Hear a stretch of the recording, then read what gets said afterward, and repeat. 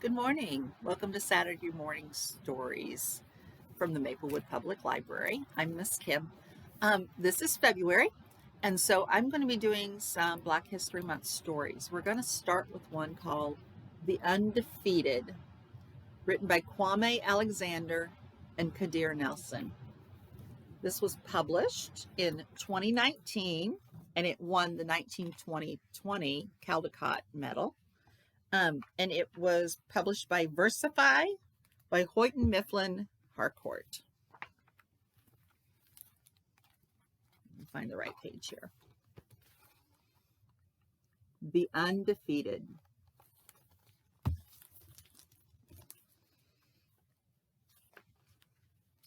This is for the unforgettable, the swift and sweet ones who hurdled history and opened a world of possible.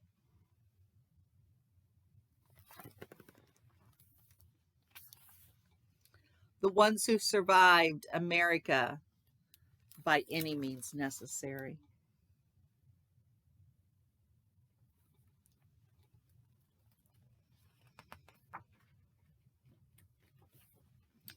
And ones who didn't.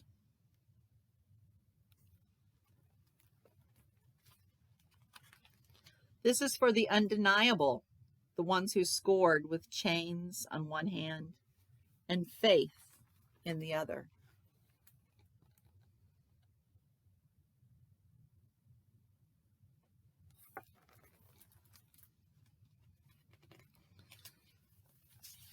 This is for the unflappable, the sophisticated ones who box adversity and tackle vision.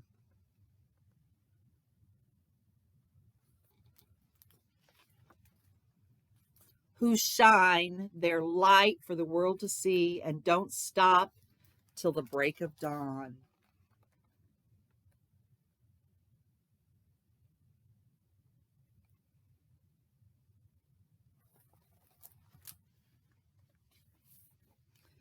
This is for the unafraid, the audacious ones who carried the red, white, and weary blues on the battlefield to save an imperfect union.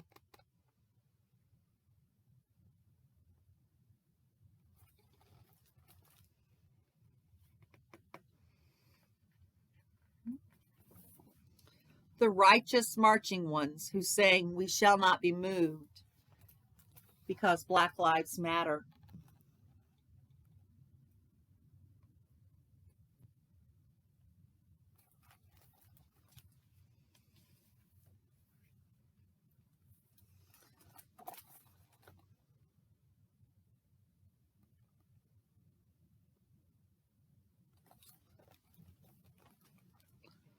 This is for the unspeakable.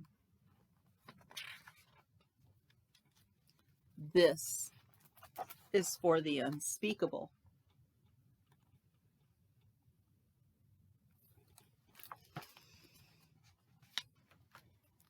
This is for the unspeakable.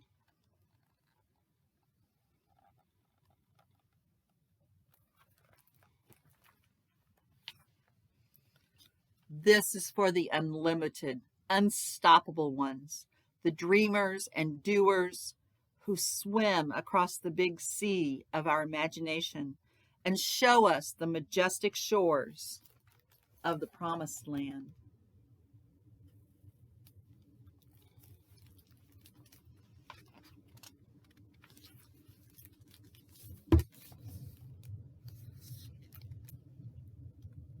The Wilma Rudolphs, the Muhammad Alis, the Althea Gibsons, the Jesse Owenses, the Jordans and the LeBrons, the Serena and the Cheryls, the Reese Whitleys and the Undiscovereds. This is for the unbelievable, the real cool ones.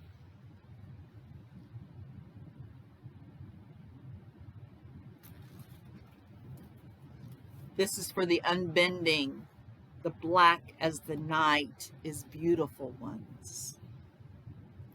This is for the underdogs and the uncertain, the unspoken, but no longer untitled.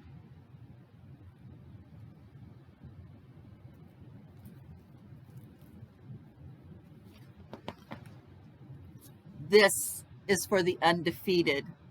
This is for you and you and you. This is for us.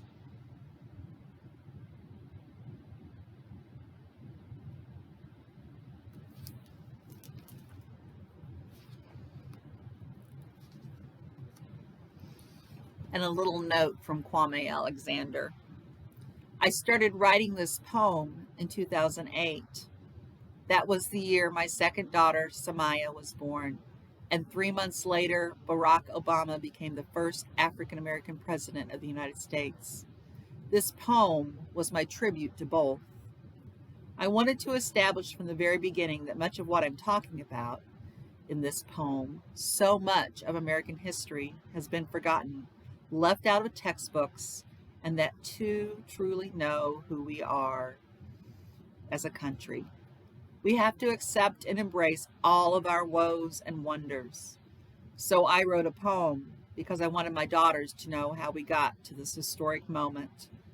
Or as the famous Mahalia Jackson's spiritual says, you know my soul look back and wonder, how did I make it over? I wrote a poem about Black Olympians such as Jesse Owens and Wilma Rudolph, undermining the false narrative of white superiority by racing to gold in front of the whole world.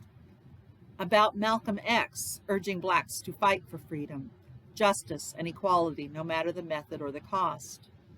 About enslaved Africans pushing on with an unwavering fighting spirit of hope and faith. Faith that one day they would be free, or that their children or their children's children would become the masters of their own destinies. About Langston Hughes and Zora Neale Hurston and the Harlem Renaissance. About cultural expression and liberation and the Black Arts Movement. About Dr. King's acceptance speech for the 1964 Nobel Peace Prize. About a promised land without racial injustice, poverty, and war. About civil rights marchers chanting, "We shall overcome," and demonstrating across the South. About Jack Johnson and Muhammad Ali boxing racial prejudice in and out of the ring. And about Black Civil War soldiers saving a union that refused to see them as equals. About Black Lives Matter. About Black Lives Matter. About Black Lives Matter, because we are Americans and because we are human beings. But mostly I wrote a poem to remind Samaya and her friends and her family and all of you to remind myself to never ever give up, because as Maya Angelou wrote, we may encounter many defeats, but we must not be defeated. It may even be necessary to encounter the defeat so that we can know who we are, so that we can see, oh, what happened, and I rose. I did get knocked down flat in front of the whole world, and I rose. Keep rising. Kwame Alexander, May 11th, 2018. And then the rest of the book talks about the different African American people who were pictured in the book. So this is a great book to check out as a nice little introduction.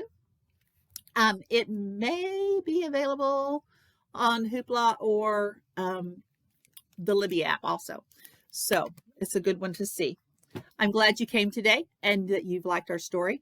If you did like it, give us a like on YouTube. Don't forget to follow us on YouTube and Facebook so you know when these are going to be happening and what books are coming up. So we'll see you next week. Have a great time. We'll see ya.